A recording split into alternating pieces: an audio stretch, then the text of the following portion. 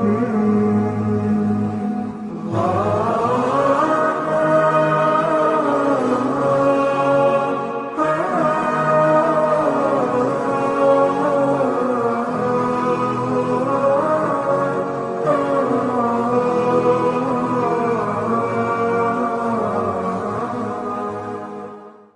حول ولا قوة إلا بالله العلي العظيم. أعوذ بالله من الشيطان الرجيم.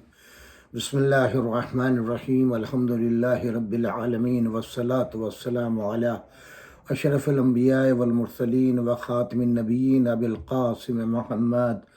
اللهم صل على محمد وآل محمد والطيبين الطاهرين المعصومين ولعنة الله على أعدائهم أجمعين من الآن إلى قيام يوم الدين. اما بعد فقد قال اللہ سبحانہ تبارک و تعالی فی کتابہ المجید والفرقان الحمید. بسم اللہ الرحمن الرحیم. الم یجدک یتیما فآوی ووجدک ضالا فہدی ووجدک عائلا فاغنی فاما الیتیم فلا تقہر واما السائل فلا تنہر واما بنعمت ربک فحدث. صدق اللہ العلی العظیم وصدق اللہ العلی المرسلین والحمد للہ رب العالمین. سامعین کرام، السلام علیکم ورحمۃ اللہ وبرکاتہ. انتہائی معذرت کے ساتھ آج وفات جناب ختیجۃ الکبریٰ سلام اللہ علیہا ہے، اور اس پر میں نے تفصیل سے گفتگو کرنے کا کل وعدہ کیا، لیکن اتفاق یہ ہوا کہ ہم جس ہستی کے لیے برابر میوجیب کرا رہے تھے، یعنی ہمارے بھائی جناب باقر رضوی صاحب، کل رات میں وہ رحمت الہی سے اس جہان سے کوچ کر گئے. تو تمام رات کی ان کے انتقال کی وجہ سے تھکاوٹ، اور صبح ان کو غسل و کفن دیا گیا، اور اب اس پروگرام کے فوری بعد ان کے کفن و دفن کے لیے جو ہے وہ جانا ہے. تو آج یہ پروگرام بھی بہت ہی مختصر محدود ہوگا، جو انہی کے ایصال ثواب کے لیے میں نے یہ مخصوص کیا ہے. انشاءاللہ اسی موضوع کو کل جو ہے وہ کنٹینیو اور مفصل طریقے سے کروں گا. آپ حضرات سے معذرت چاہتا ہوں، اور انا للہ و انا الیہ راجعون. ہمیں یقیناً اپنے معبود کی طرف جانا ہے. جو بھی دنیا میں ہے وہ دنیا سے جائے گا، اور اس غم کی گھڑی میں خانوادہ رضویہ کو تعزیت پیش کرتا ہوں، بالخصوص مرحوم کی اہلیہ اور ان کی بیٹی زہرا اور ان کے داماد محسن رضوی، اور بالخصوص رضوی فیملی یعنی ڈاکٹر منظور رضوی صاحب، ان کے خانوادے جناب رضا عسکری رضوی اور جناب عابد عسکری رضوی، یہ تمام کے تمام برادران، ان سب کی خدمت میں سلام تعزیت پیش کرتا ہوں. اور میری دعا ہے کہ پروردگار عالم باقر بھائی کو کروٹ کروٹ جنت نصیب فرمائے. پروردگار عالم اپنا کرم فرمائے، اپنا رحم فرمائے، ان کی آخری منازل کو جو ہے وہ آسان فرمائے. ایک بہترین شاعر، محب اہل بیت، 50 سال سے زیادہ کا عرصہ انہوں نے اپنی شاعری میں گزارا. بہترین خدمت گزار، عزائے حسین ابن علی کے بانیوں میں تھے امریکہ میں، اور بڑے کام انہوں نے اپنی شرکت سے کرائے ہیں. پروردگار ان کے درجات کو بلند کرے. سامعین کرام، آج 10 ماہ رمضان المبارک ہے، اور آج وفات جناب ختیجہ سلام اللہ علیہا ہے، یا یہ کہیے کہ شہادت جناب ختیجۃ الکبریٰ سلام اللہ علیہا ہے. والضحیٰ سورہ کی میں نے یہ چند آیات پڑھی ہیں، جس میں پروردگار فرما رہا ہے اپنے نبی سے، کیا تجھے یتیم نہیں پایا تو میں نے پناہ دی، اور تجھے گمشدہ پایا تو رہنمائی کی، اور تجھے فقیر پایا تو بے نیاز کیا. اب جب کہ یہ بات ہے کہ تو یتیم کو حقیر نہ سمجھ، سوال کرنے والے کو نہ دھتکار، اور اپنے پروردگار کی نعمتوں کو یاد کرتا رہے. اس پہ آج کے اس موضوع میں صرف ایک ہی آیت نمبر 8، وَوَجَدَكَ عَائِلًا فَأَغْنَىٰ. جب ہم نے آپ کو فقیر پایا، جب ہم نے آپ کو یتیم پایا، جب ہم نے آپ کو بے سرمایہ پایا تو ہم نے آپ کو پناہ دی. کاہے کی پناہ دی؟ اب یہ یہاں پر ایک روایت ہے امام موسیٰ کاظم علیہ السلام کی، موسیٰ ابن رضا،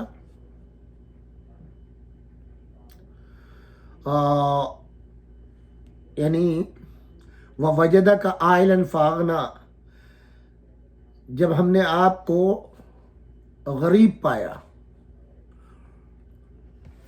تو جناب ختیجہ جیسی مخلص باوفا خاتون کی توجہ تیری طرف مبذول کرائی تاکہ وہ اپنی عظیم ثروت و دولت کو تیرے اختیار میں دے دے اور تیرے عظیم اہداف و مقاصد کے لیے وقف کر دے، اور اسلام کے غلبے کے بعد جنگوں میں بکثرت مال آئے غنیمت تجھے عطا کیے، اس طرح سے کہ تو اپنے عظیم مقاصد تک پہنچنے کے لیے بے نیاز ہو گیا.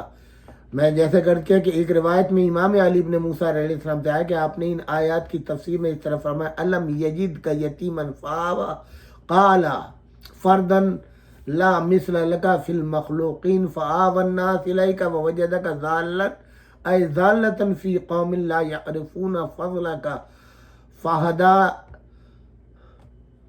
اہم الیک ووجدک عائلا تمول اقواما بالعلم فاغناہم بکا. کیا ہم نے تجھے اپنی مخلوق کے اندر یتیم و بے نظیر فرد نہیں پایا تو ہم نے لوگوں کو تیری پناہ میں دے دیا، اور تجھے اپنی قوم کے درمیان گمشدہ اور ناپہچانا ہوا پایا تو تیرے مقام میں فضل کو نہیں پہچانتے تھے، تو خدا نے انہیں تیری طرف ہدایت کی اور تجھے علم و دانش میں اقوام عالم کا سرپرست قرار دیا، انہیں تیرے ذریعے بے نیاز کر دیا. سامعین کرام، میں چونکہ جناب ختیجہ کی وفات ہے تو اسی مناسبت سے کچھ تاریخ قرآن کی تفسیر اسی پر آج بات تمام کروں گا. آیت اللہ مولانا سید علی نقی رحمۃ اللہ علیہ فرماتے ہیں کہ ختیجہ بنت خویلد ممتاز قبیلہ قریش کی محترم خاتون تھی، اور آپ کا سلسلہ نسب 3 پشتوں کے بعد جناب رسول خدا کے نسب سے متحد ہو جاتا تھا. یعنی اس صورت سے وہ بیان کرتے ہیں کہ قصا ابن کلاب آپ کے بزرگوں میں ان کے 2 بیٹے ہوئے، ایک کا نام عبد مناف، ایک کا عبد العزیٰ. عبد مناف کے بیٹے ہوئے ہاشم، ہاشم کے بیٹے ہوئے جناب عبد المطلب، آپ کے بیٹے جناب عبداللہ اور ان کے بیٹے جناب محمد. اور ادھر عبد العزیٰ کی اولاد میں جناب اسد، ان کے بیٹے خوالد اور ان کی بیٹی ختیجہ. اس سے یہ ظاہر ہوتا ہے کہ وہ رشتے میں حضرت پیغمبر خدا سے بڑی تھیں، اور بلحاظ طبقہ آپ کے والد بزرگوار جناب عبداللہ کے موازی ہوتی تھیں، اور اس لیے عمر میں بھی آپ سے بڑا ہونا خلاف توقع نہیں. چنانچہ مورخین بتاتے ہیں کہ حضرت کی عمر 25 سال تھی. ہشام جلد اول صفحہ 118. اور جناب ختیجہ کی عمر وہ لکھتے ہیں 40 برس تھی. جناب ختیجہ کا والد کا حرب فجار کے پہلے انتقال ہو گیا تھا، یہ ابن سعد نے لکھا ہے.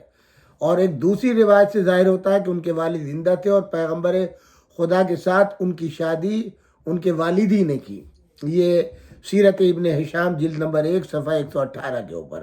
خاندانی عظمت کے علاوہ اللہ نے انہیں مال و دولت بھی بہت عطا کیا تھا، اور تمام قریش کے دلوں پر ان کی عزت و وجاہت کا اثر قائم تھا. اس صورت میں جیسا کہ ابن سعد نے لکھا ہے، قریش میں سے ہر شخص ان سے نکاح کرنے کا آرزومند تھا اور اس کے لیے بڑی دولت لٹانے کے لیے تیار تھا، مگر حضرت محمد مصطفیٰ صلی اللہ علیہ وآلہ وسلم کی امانت داری اور سچائی، جس کا اس تجارتی مہم کے سلسلے میں جناب ختیجہ کو تجربہ ہو چکا تھا، کچھ ایسی ان کے دل پر اثر انداز ہوئی کہ انہوں نے خود ایک خاتون نفیسہ بنت منبع کو بھیج کر حضرت کو آمادہ کر لیا کہ آپ ختیجہ کی خواستگاری فرمائے.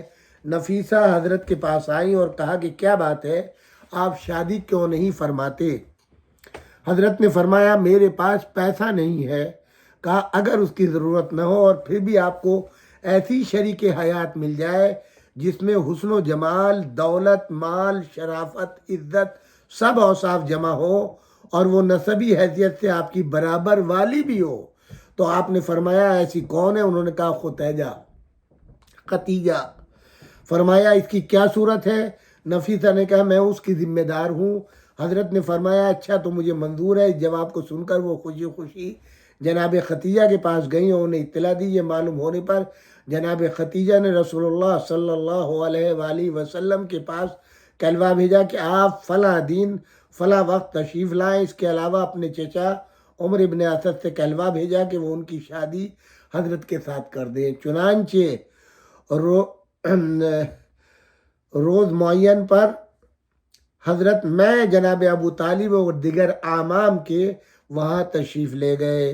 ابن سعد جلد نمبر 1 صفحہ نمبر 84۔ جناب ختیجہ کی طرف سے ان کے چچا عمر ابن اسد نے اور جناب رسالت امام کی جانب سے جناب ابو طالب نے صیغہ نکاح جاری فرمایا اور تقریب عقد بخیر و خوبی انجام پائی۔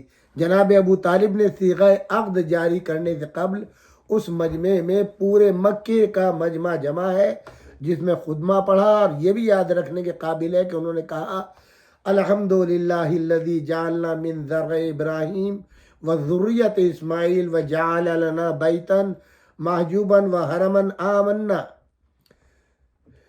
یجبى الیہ ثمرات کل شیء وجعلنا الحکام علی الناس فی بلدنا الذی نحن ثم ان ابن اخی محمد ابن عبداللہ ابن عبد المطلب لا یؤذن برجل من قریش الا رجع ولا یقاس بهذا منهم العازم عنه وإن كان في المال قل فإن المال رزق هائل وذل ذائل وله في ختيجة رغبة ولها فيه رغبة والصدق ما سألتم عاجلا وأجلا من مالي وله خطر عظیم وشان رفیع ولسان شافا جسیم۔ ہر تعریف اللہ کے لیے ہے۔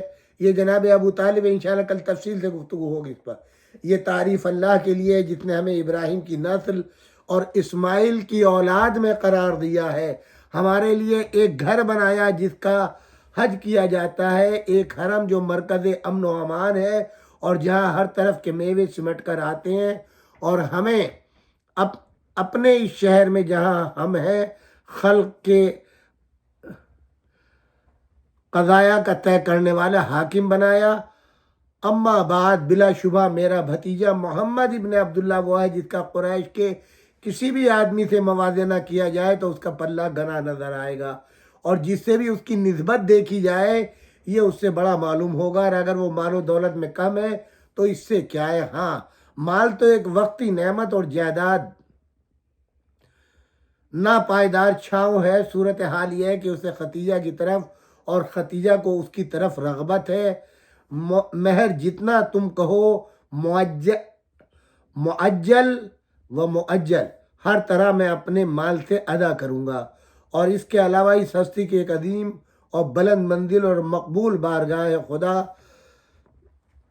بات ہے جو بڑی اہمیت کی حامل ہے۔ اعلام الورا تبریز رحمۃ اللہ علیہ اس خطبے کے الفاظ اپنے متکلم کی گہری معرفت اور رسول خدا کے حال مستقبل کے مراتب سے کامل واقفیت کا ثبوت ہے، اور اس کے انداز بیان کی بلندی کے لیے یہ کافی ہے کہ وہ معنی ہی نہیں بلکہ کئی جگہ لفظاً بھی اس کلام ربانی کے مطابق ہے جو ابھی دنیا میں اترا بھی نہیں تھا۔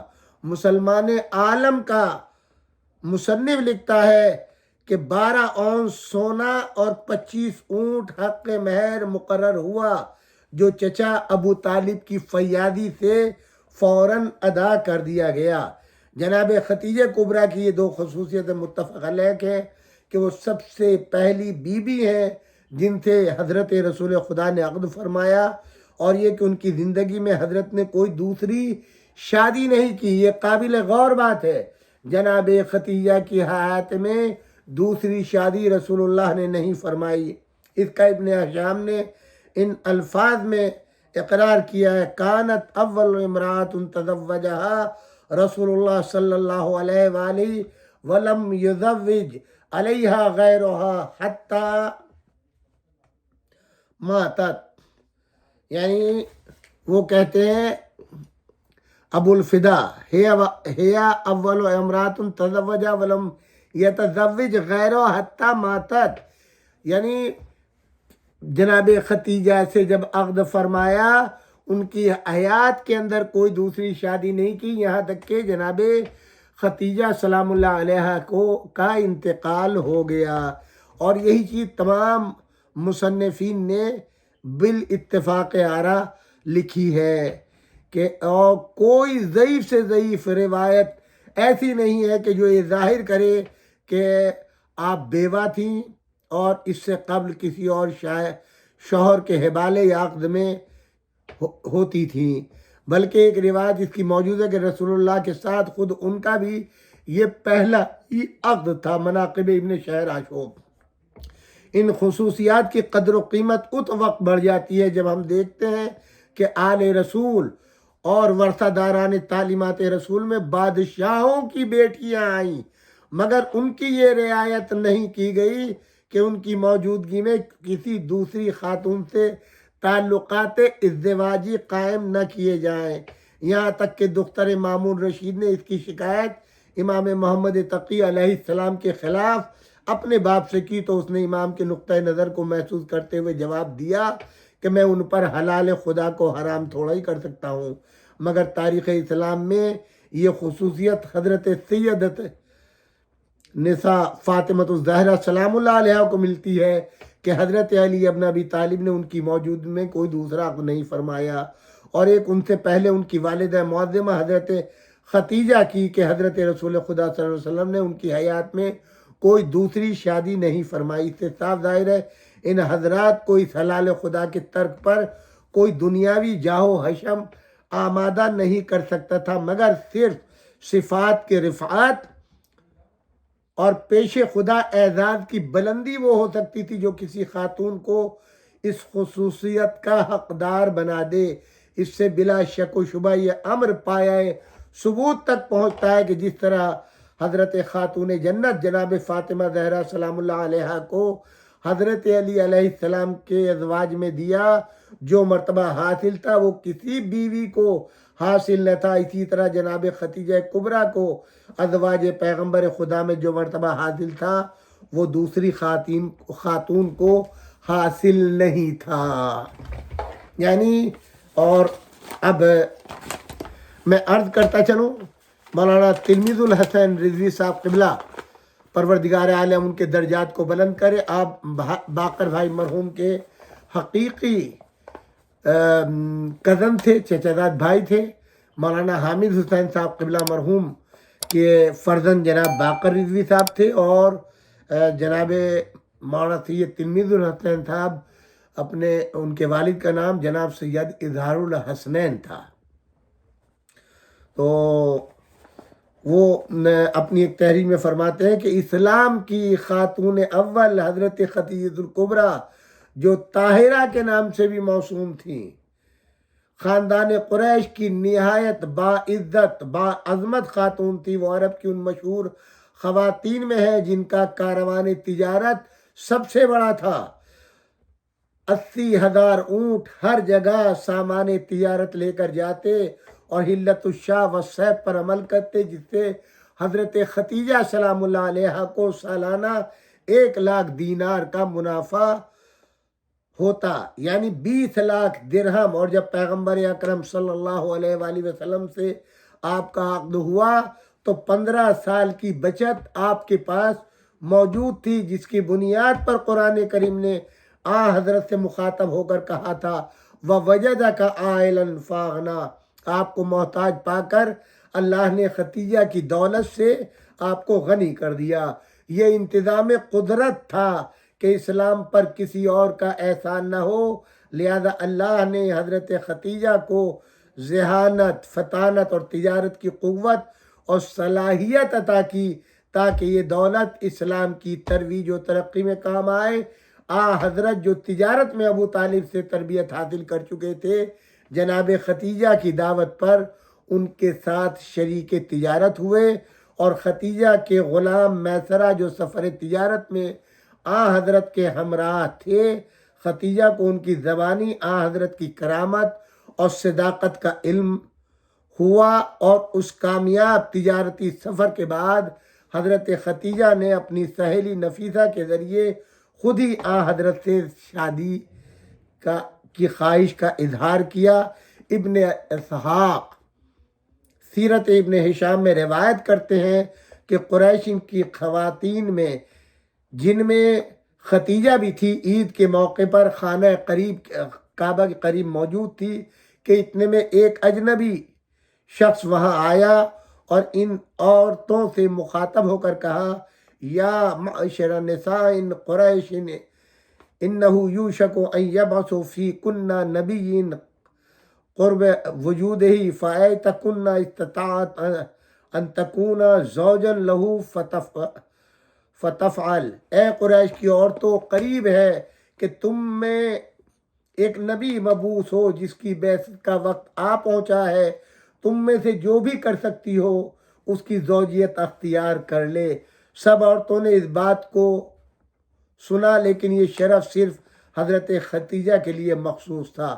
حضرت نے مدینہ منور میں اپنی ازواج کے سامنے حضرت ختیجہ کی فضیلت بیان کرتے ہوئے فرمایا، واللہ ما عبدن اللہ خیرا منہا آمنت بی حین کفر الناس وصدقنی اذ کذبنی الناس واسطنی بما لہا اذ حرمتنی الناس ورزقنی منہا الولدون غیرہا من النساء۔ استذعاب ابن البر، خدا کی قسم اللہ نے مجھے ختیجہ سے بہتر بیوی عطا نہیں کی۔ وہ اس وقت ایمان لائیں جب لوگ میرا انکار کر رہے تھے، اس نے اس وقت میری تصدیق کی جب لوگ مجھے جھٹلا رہے تھے، اور اپنے مال سے اس وقت میری مدد کی جب لوگوں نے مجھے اس سے محروم رکھا تھا، اور اللہ نے مجھے صرف اسی بیوی سے اولاد عطا کی۔ صحیح مسلم میں روایت ہے کہ حضرت نے فرمایا، انی قد رزقت حبھا، یقیناً مجھے ختیجہ کی محبت ودیت کر دی گئی۔ جب حضرت پر پہلی وحی نازل ہوئی اور انہی نے حضرت ختیجہ کو اس کی اطلاع دی، تو اس وقت انہوں نے تسلی دیتے ہوئے جو کچھ فرمایا، نبی اکرم کے مختلف شمائل و فضائل کا بیان ہے۔ اے ابو القاسم، اللہ ہماری حفاظت فرمائے گا، آپ کو بشارت ہو۔ اے فرزند آپ ثابت قدم رہے، اس ذات کی قسم، ختیجہ کی جان جس کے قبضے میں مجھے امید ہے آپ اس امت کے نبی ہیں، اللہ آپ کو کبھی تنہا نہیں چھوڑے گا۔ آپ رشتہ داروں سے صلہ رحمی فرماتے ہیں، آپ ہمیشہ سچ بات کہتے ہیں، آپ یتیموں کا خیال رکھتے ہیں، آپ مہمان نوازی کرتے ہیں، آپ مصیبت زدہ لوگوں کی مدد فرماتے ہیں۔ جب حضرت ختیجہ کی شادی حضرت سے ہوئی تو حضرت کی عمر مبارک 25 سال تھی۔ اس میں اختلاف ہے کہ حضرت ختیجہ کی اس وقت عمر کتنی تھی۔ سیر حلبیہ میں اس بارے میں مختلف اقوال ہیں، 25 سال، 28 سال، 30 سال، 35 سال، 40 سال اور 45 سال۔ اسی بارے میں اختلاف ہے کیا حضرت ختیجہ کی شادی پہلی تھی یا حضرت ختیجہ حضرت سے قبل کسی اور کی زوج میں رہتی تھی۔ تو تاریخ کی عام کتابوں میں یہی ملتا ہے کہ حضرت ختیجہ نے پہلی شادی عتیق ابن عائد سے کی تھی اور دوسری شادی ابو حالہ ابن زرارۃ۔ لیکن اب شہر عاشوب نے اپنی کتاب مناقب میں تحریر فرمایا ہے کہ احمد بلادری اور ابو القاسم الکوفی نے اپنی کتابوں میں، اور سید مرتضیٰ نے شافی اور ابو جعفر نے تلخیص میں لکھا ہے، نبی کریم نے جناب ختیجہ سے شادی کی تو وہ عذرا یعنی کنواری تھی۔ حضرت ختیجہ کی خواہش پر جو عقد کی تقریب منعقد ہوئی، اس میں حضرت کی جانب سے جناب ابو طالب نے جو خطبہ نکاح پڑھا تھا، جو میں بیان کر سکتا ہوں، وہ تاریخ ادب کی کتابوں میں نمایاں حروف سے مرقوم ہے۔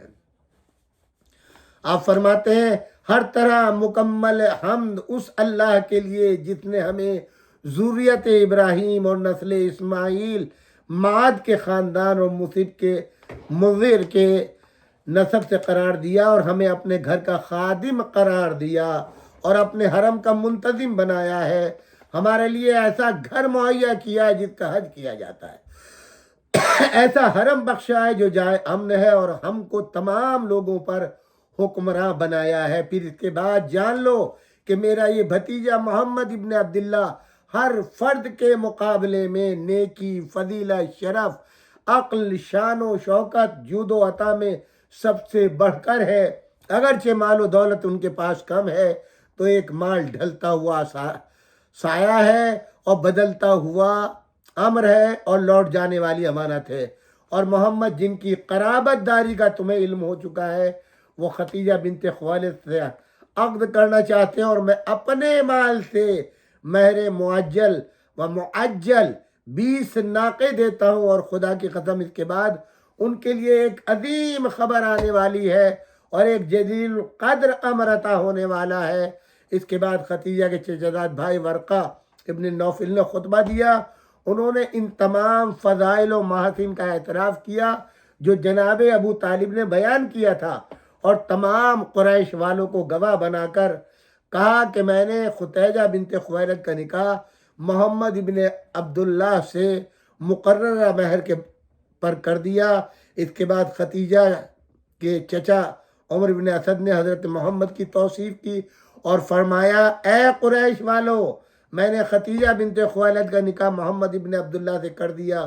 حضرت خدیجہ نے اپنی عمر کے 25 سال حضرت کی رفاقت میں بسر کیے، اپنی تمام دولت اسلام کی ترویج و تبلیغ پر صرف کر دی، اور حضرت کی دعوت پر سب سے پہلے لبیک کہی، سب سے پہلے حضرت کے پیچھے نماز پڑھی۔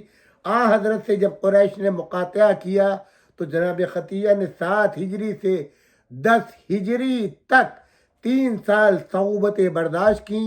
شعب ابی طالب میں یہ لوگ محصور ہو کر رہ گئے، نہ وہاں کھانا میسر تھا نہ ہی پانی، لیکن اس موقع پر خدیجہ نے مکمل طور سے حضرت کا ساتھ دیا، خندہ و پیشانی کے ساتھ ان مصائب و شدائد کا مقابلہ کیا۔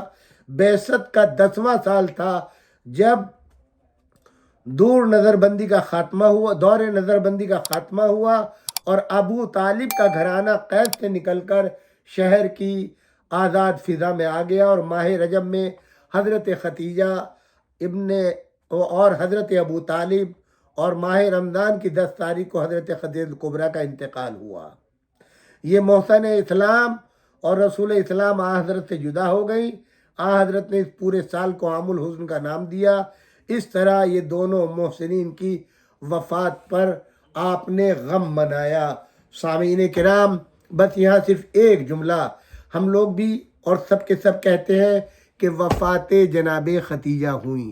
سب سے بڑا اللہ نے شرف یہ دیا کہ از جناب حوا تا ختم نبوت، اور جناب ختم نبوت سے تا صبح قیامت تک ایسی بی بی کو پیدا نہیں کیا جو جناب فاطمۃ الزہرا سلام اللہ علیہا جیسی طاہرہ مطہرہ سیدت نساء العالمین، سیدت نساء الجنہ جیسی بیٹی عطا ہو۔ اللہ نے یہ شرف جناب خدیجہ کو دیا کہ وہ بیٹی عطا کی ہے جو تمام کائنات کی عورتوں کی سردار، جنت کی مالکہ و مختار، ان کے فرزندان جوانان جنت کے سردار، اور ان کے شوہر نامزد جناب امیر المومنین علی ابن ابی طالب قسیم النار والجنہ قرار پائے۔ آپ کے انتقال کو، آپ کی وفات کو آیت اللہ العظمی جناب شیخ جعفر سبحانی حفظ اللہ فرماتے ہیں کہ یہ انتقال نہیں ہوا، وفات نہیں بلکہ شہادت ہوئی ہے۔ کیوں؟ وہ جو 3 سال جناب ابو طالب کے گھر میں ایک طریقے کی قید تھی، پابندی تھی، اس میں جو بھوک اور پیاس کا مقابلہ کیا، جو کمزوریاں ہوئیں، جو مصیبتیں پڑی، وہ سبب موت بنا جناب ابو طالب کا بھی اور جناب خدیجہ بھی، کہ ایک ہی سال یعنی 25 رجب کو وفات جناب ابو طالب، 10 ماہ رمضان کو وفات جناب خدیجہ۔ رسول اللہ نے ان دونوں محسنین کا غم مکمل 1 سال منایا۔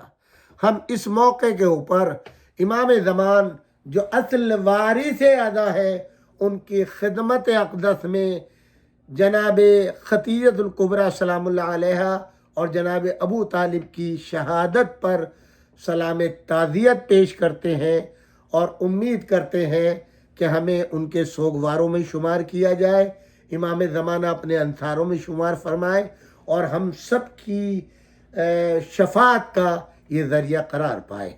انہی چند کلمات کے ساتھ آج کا پروگرام اختتام پذیر ہو رہا ہے۔ ابھی باقر بھائی کی تجہیز و تکفین کے لیے جانا ہے۔ میری گزارش ہے جناب باقر رضوی صاحب کے لیے، ان کے والد جناب حامد حسین صاحب کے لیے اور ان کے چچا جناب اظہار الحسنین صاحب کے لیے، ان کے کزن جناب مولانا سید تلمیذ الحسین رضوی صاحب کے لیے اور ان کے برادران حجت الاسلام والمسلمین مولانا سید محسن رضوی صاحب کے لیے اور دوسرے بڑے بزرگ ان کے بھائی جناب سید محمد رضوی صاحب کے لیے سورۃ الفاتحہ۔ پروردگار آپ سب کو سلامت رکھے، آپ کے رزق میں خیر و برکت عطا فرمائے اور آپ کے تمام مرحومین کی مغفرت ہو۔ والسلام علیکم جمیعاً ورحمۃ اللہ وبرکاتہ۔